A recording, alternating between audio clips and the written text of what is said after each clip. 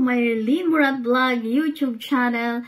At ngayon, hindi ako mag-feature about sa aking Lynn Murat Vlog, kundi ito po ay ang mga information para sa ating upcoming Santa Cruzan ngayong May 18. Kayo na ba ay excited sa event na ito? At ako ay very excited na rin. Pero, bago ang lahat, ito po ang mga information na dapat nating malaman para ma-organize po natin ng maganda ang ating big event, the grandiose event ng Santa Cruzan Tradition bringing here in Altmann, Haßfurt, Germany. Ito po ang ating mga details. Ang ating topic number 1 is yung mga ating mga organizers na mga contact persons ninyo kung meron kayong questions. Ito po ang ating mga organizers.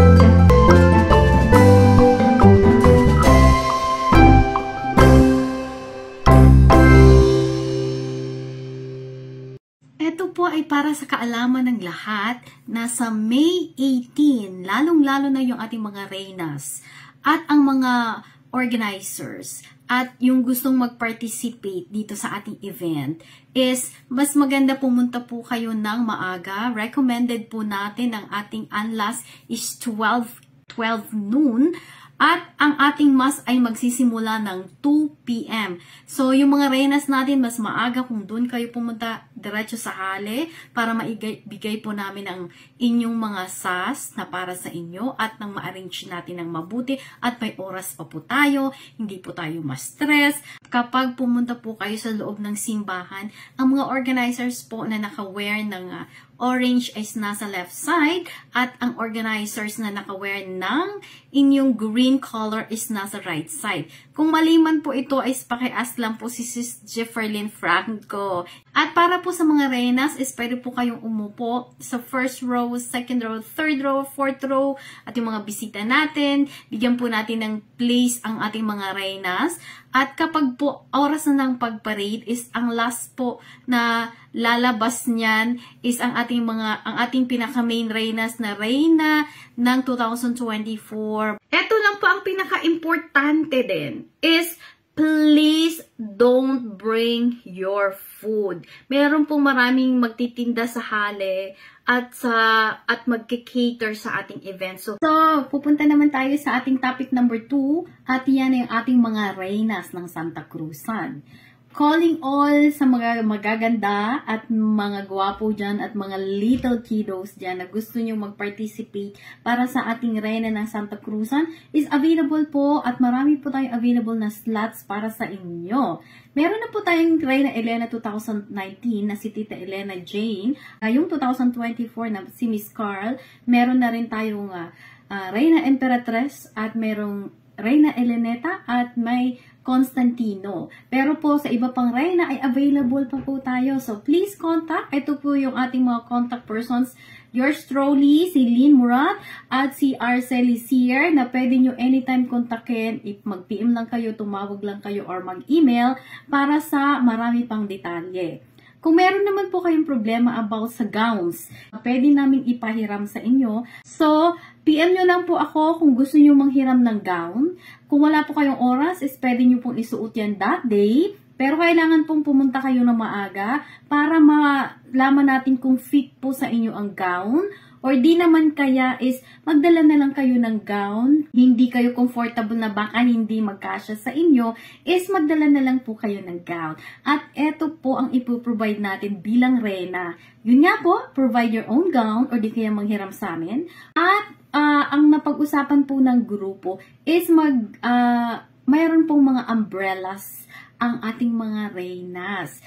If possible po, bumili kayo ng umbrella or gumawa kayo, paikutan nyo po yan ng crepe paper. Tapos po, sana yung color ng inyong umbrella is related sa color ng inyong mga dresses para mas maganda ang impact, ang kagandahan ay lumabas. At para naman po sa mga gusto nyong dalhin ng inyong mga bata, pwede po silang mag-join bilang inyong mga angels.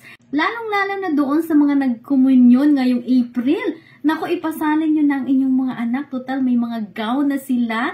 At bumili na lang po kayo ng inyong sariling corona. At syempre, ang inyong mga makeup. Kayo rin po ang bahalang mag-provide niyan. Dalhin nyo ang inyong mga makeup kit. The better, magdala kayo ng inyong sariling friends para mag-assist po sa inyo.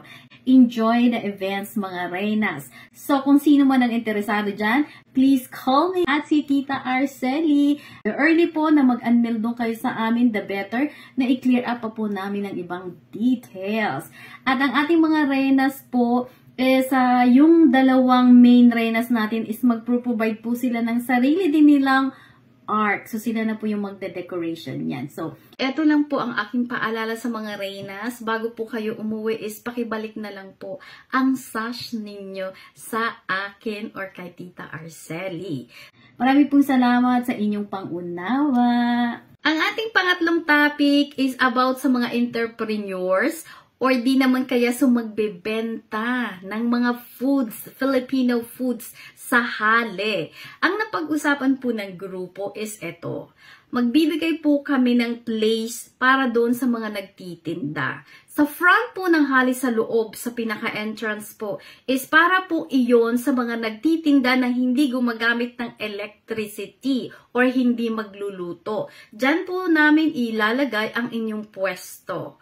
At para naman po sa mga magtitinda na gagamit ng mga may kalan or electricity is provide po ang grupo ng CELT sa labas sa may garden. So, ang nire-request lang po ng grupo is magdala po kayo ng sarili nyong extension wire. At para din po sa lahat ng magtitinda is magdala po kayo ng sarili nyong table or chair.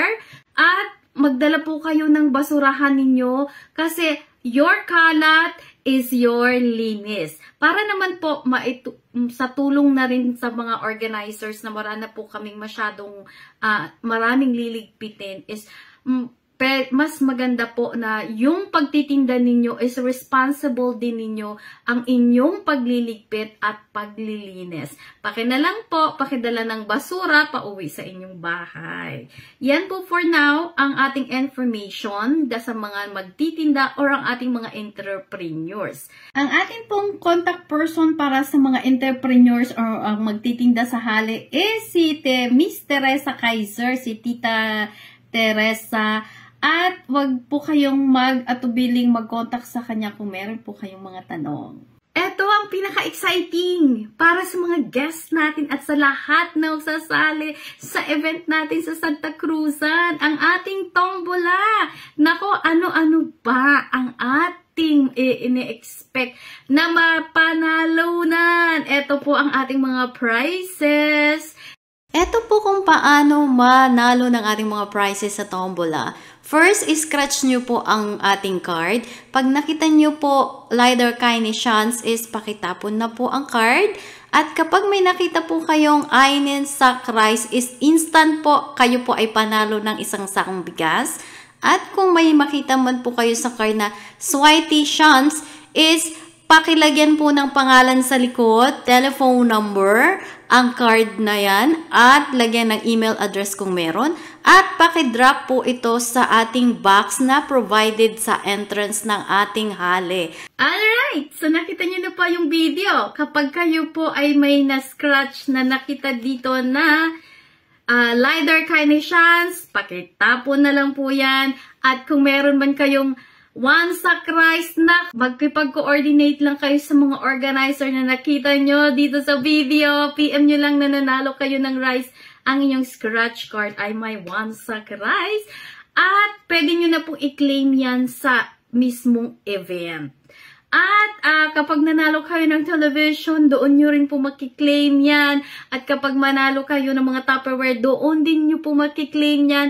At ang ating luxury liner na price is doon nyo din po makiklaim yan.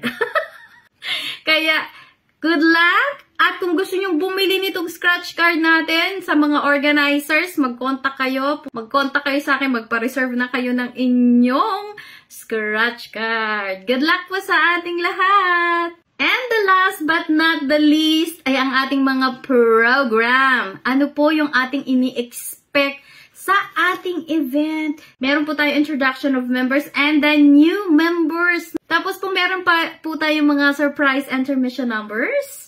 At syempre yung ating tombola. Syempre po, hindi po matatapos ang ating party kung wala pong mga dances and singing. So, eto lang po ang pinaka-big reminder ko.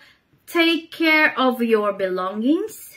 Do take care of your little kiddos. And lalong-lalo na, please do not forget to bring your smile and your good vibes. Maraming pong salamat and see you very, very soon. Bye!